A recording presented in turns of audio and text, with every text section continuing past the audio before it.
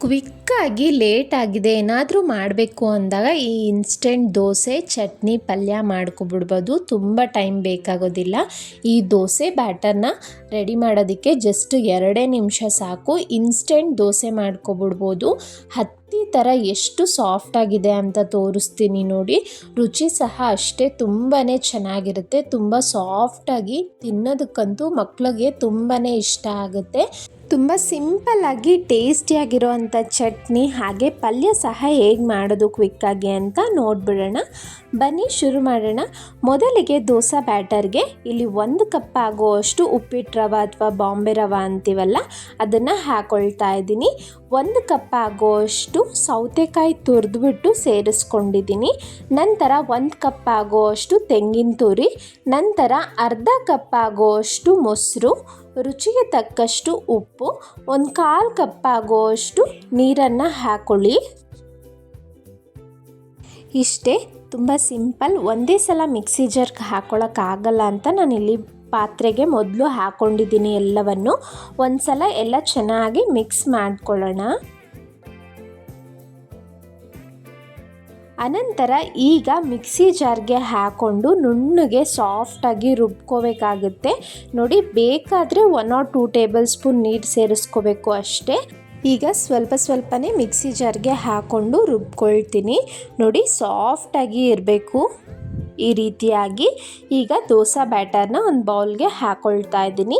Dosa batter consistency ನೋಡ್ಕೊಳ್ಳಿ. ಗಟ್ಟಿ ಅನಿಸಿದ್ರೆ ಒಂಚೂರು ನೀರು ಹಾಕ್ಕೊಳ್ಳಿ. ಬೇಕಿಂಗ್ ಸೋಡಾ ಆಗಲಿ, ಬೇಕಿಂಗ್ ಪೌಡರ್, ಏನು ಬೇಡ, ಜಸ್ಟ್ ರುಬ್ಕೊಂಡಿದ್ದ ತಕ್ಷಣ ಹಾಗೆ ಮಾಡ್ಕೊಳ್ಬೋದು. ತುಂಬ ಚೆನ್ನಾಗಿ ಬರುತ್ತೆ. ಇದೊಂದು 5 ನಿಮಿಷ ಪಕ್ಕಕ್ಕಿಟ್ಟು ನಾವು ಪಲ್ಯ ಹಾಗೂ ಚಟ್ನಿನ ರೆಡಿ ಮಾಡ್ಕೊಬಿಡೋಣ. ನಾನು ಮೊದಲೇ ಹೇಳ್ದಾಗೆ ಫರ್ಮೆಂಟೇಷನ್ಗೆ ಇಡೋ ಅವಶ್ಯಕತೆ ಏನಿಲ್ಲ. ಜಸ್ಟ್ 5 ನಿಮಿಷ ಪಕ್ಕಕ್ಕಿಡಿ ಸಾಕು.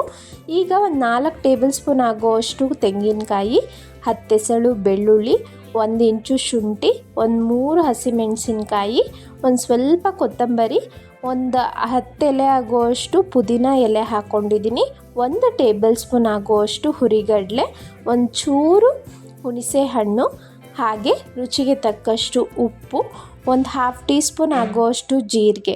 ಇಷ್ಟನ್ನು ಸ್ವಲ್ಪ ನೀರು ಹಾಕ್ಕೊಂಡು ನುಣ್ಣಗೆ ರುಬ್ಕೊಳ್ಳಿ. ಇದಕ್ಕೆ ಒಂದು ಸಣ್ಣ ಒಗ್ಗರಣೆ ಕೊಟ್ಟರೆ ಸಕ್ಕತ್ತಾಗಿರೋವಂಥ ಚಟ್ನಿ ರೆಡಿ ಆಗಿಬಿಡುತ್ತೆ. ಈಗ 1-2 ಟೇಬಲ್ ಸ್ಪೂನ್ ಎಣ್ಣೆ ಕಾಯ್ದ ಮೇಲೆ ಒಂದು ಸ್ವಲ್ಪ ಸಾಸಿವೆ, ಉದ್ದಿನಬೇಳೆ, ಕಡಲೆಬೇಳೆ ಹಾಕಿದ್ದೀನಿ. ಒಂದೇ ಒಂದು ಒಣಮೆಣಸಿನ್ಕಾಯಿನ ಹಾಕ್ಕೊಂಡು ಫ್ರೈ ಮಾಡ್ಕೊಳ್ತಾ ಇದ್ದೀನಿ. ಸ್ಟವ್ನ ಆಫ್ ಮಾಡಿ ಚಟ್ನಿಗೆ ಹಾಕ್ಕೊಂಡ್ರೆ ಚಟ್ನಿ ರೆಡಿ ಆಯಿತು. ದೋಸೆಗೆ ಒಂದೊಳ್ಳೆ ಕಾಂಬಿನೇಷನ್ ಅಂತ ಹೇಳ್ಬೋದು. ತುಂಬ ಚೆನ್ನಾಗಿರುತ್ತೆ. ಈಗ ಕ್ವಿಕ್ಕಾಗಿ ಪಲ್ಯ ಸಹ ಮಾಡ್ಕೊಬಿಡೋಣ. 1-2 ಟೇಬಲ್ ಸ್ಪೂನ್ ಎಣ್ಣೆ ಹಾಕಿದ್ದೀನಿ ಪ್ಯಾನ್ಗೆ. ಎಣ್ಣೆ ಒಂಚೂರು ಬಿಸಿ ಆಗ್ತಿದ್ದಂತೆ ಒಂಚೂರು ಸಾಸಿವೆ ಹಾಗೂ ಜೀರಿಗೆ ಹಾಕಿದ್ದೀನಿ. ನಂತರ ಒಂದು 1/2 ಟೀ ಸ್ಪೂನ್ ಆಗುವಷ್ಟು ಕಡಲೆಬೇಳೆ ಒಂಚೂರು ಫ್ರೈ ಆದಮೇಲೆ ಇಲ್ಲಿ ಖಾರಕ್ಕೆ ತಕ್ಕಂತೆ ಒಂದು 3 ಮೆಣಸಿನ್ಕಾಯಿ ಹಾಗೆ ಒಂದು ಮೀಡಿಯಮ್ ಸೈಜ್ ಈರುಳ್ಳಿ ಸಣ್ಣದಾಗಿ ಕಟ್ ಮಾಡಿ ಸೇರಿಸ್ಕೊಂಡಿದ್ದೀನಿ. ರುಚಿಗೆ ತಕ್ಕಷ್ಟು ಉಪ್ಪು, 1/4 ಟೀ ಸ್ಪೂನ್ ಆಗುವಷ್ಟು ಅರಿಶಿಣ ಹಾಕಿ ಫ್ರೈ ಮಾಡ್ಕೊಳ್ಳೋಣ. ಈರುಳ್ಳಿ ಎಲ್ಲ ಒಂದು ಸ್ವಲ್ಪ ಸಾಫ್ಟ್ ಆಗಬೇಕು. ಸುಮಾರು 1-2 ನಿಮಿಷ ಫ್ರೈ ಮಾಡಿದ್ಮೇಲೆ ಇಲ್ಲಿ ಮೊದಲೇ 2 ಆಲೂಗೆಡ್ಡೆನ ಬೇಯಿಸಿ ಇಟ್ಕೊಂಡಿದ್ದೆ, ಅದನ್ನು ಸ್ಮ್ಯಾಶ್ ಮಾಡಿಬಿಟ್ಟು ಈ ರೀತಿ ಹಾಕಿದ್ದೀನಿ. ನೋಡಿ, ಎಲ್ಲವನ್ನು ಮಿಕ್ಸ್ ಮಾಡಿ 1-2 ನಿಮಿಷ ಫ್ರೈ ಮಾಡಿದ್ರೆ ಆಲೂಗಡ್ಡೆ ಪಲ್ಯ ರೆಡಿ ಆಗೋಯ್ತು. ಹೋಟೆಲ್ ಸ್ಟೈಲ್ನಲ್ಲಿ ಪಲ್ಯ ಎಲ್ಲ ಸಾಫ್ಟಾಗಿರಬೇಕು ಅಂದರೆ 1/4 ಕಪ್ ಆಗೋವಷ್ಟು ನೀರನ್ನ ಹಾಕಿ 1-2 ನಿಮಿಷ ಮೀಡಿಯಮ್ ಫ್ಲೇಮಲ್ಲೇ ಈ ರೀತಿ ಮಿಕ್ಸ್ ಮಾಡ್ತಾ ತಿರುಗಿಸ್ಕೊಳ್ಳೋಣ. ಮತ್ತು ಆ ನೀರೆಲ್ಲ ಹೀರ್ಕೊಂಡು ಅದು ಗಟ್ಟಿ ಆಗ್ತಾ ಬರುತ್ತೆ. ನೋಡಿ, ಈ ಕನ್ಸಿಸ್ಟೆನ್ಸಿ ಇರಬೇಕು. ಪಲ್ಯ ತಿನ್ನೋದಕ್ಕೂ ತುಂಬಾ ಚೆನ್ನಾಗಿರುತ್ತೆ. ಆಲೂಗಡ್ಡೆನೂ ನೋಡ್ಬೋದು, ನಾನು ಕಂಪ್ಲೀಟ್ ಸ್ಮ್ಯಾಶ್ ಮಾಡಿಲ್ಲ, ಅರ್ಧದಷ್ಟು ಸ್ಮ್ಯಾಶ್ ಮಾಡಿ ಹಾಕ್ಕೊಂಡಿದ್ದೀನಿ. ಕೊನೆಯದಾಗಿ ಕೊತ್ತಂಬರಿ ಸೊಪ್ಪನ್ನ ಹಾಕಿ ಈಗ ಸ್ಟವ್ನ ಆಫ್ ಮಾಡಿದ್ರೆ ತುಂಬಾ ರುಚಿಯಾಗಿರೋ ಅಂಥ ಪಲ್ಯ ರೆಡಿ ಆಗೋಯ್ತು. ನೀವು ಇದಕ್ಕೆ ಹಸಿ ಬಟಾಣಿ ಸಹ ಹಾಕ್ಕೊಳ್ಬೋದು, ತುಂಬ ಚೆನ್ನಾಗಿರುತ್ತೆ. 5 ನಿಮಿಷ ಪಕ್ಕಕ್ಕೆ ಇಟ್ಟಿದ್ದೆ ಇದನ್ನು.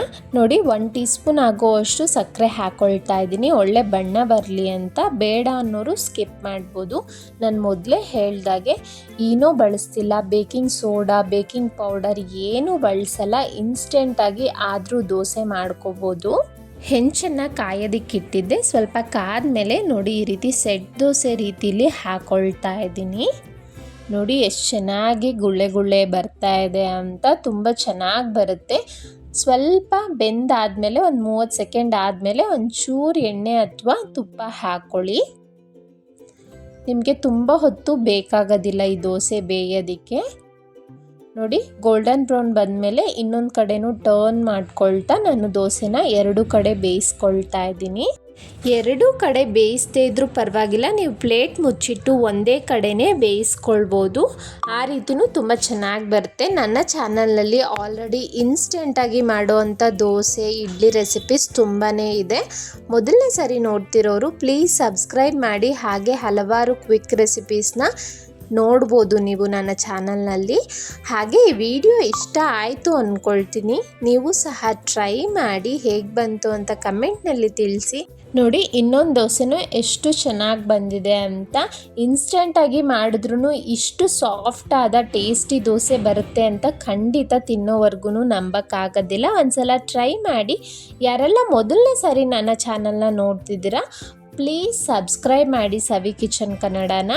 ಹಾಗೆ ವಿಡಿಯೋ ಇಷ್ಟ ಆಗಿದ್ದರೆ ನಿಮ್ಮ ಫ್ಯಾಮಿಲಿ ಫ್ರೆಂಡ್ಸ್ಗೆ ಶೇರ್ ಮಾಡಿ, ಲೈಕ್ ಮಾಡಿ. ಹೈಪ್ ಅಂತ ಒಂದು ಆಪ್ಷನ್ ಇದೆ, ಪ್ಲೀಸ್ ಹೈಪ್ ಮಾಡೋದನ್ನು ಮರಿಬೇಡಿ. ನೋಡಿ ದೋಸೆ ತೋರಿಸ್ತಿದ್ದೀನಿ, ಎಷ್ಟು ಹತ್ತಿ ಥರ ಇದೆ ಅಂತ ನೋಡ್ಬೋದು. ಸೌತೆಕಾಯಿ ಮೈಲ್ಡ್ ಫ್ಲೇವರ್ ಜೊತೆ ಈ ಪಲ್ಯ ಚಟ್ನಿ ಜೊತೆ ತಿಂತಾ ಇದ್ದರೆ ದೋಸೆ ವಾವ್ ಅನಿಸುತ್ತೆ. Thank you so much for watching.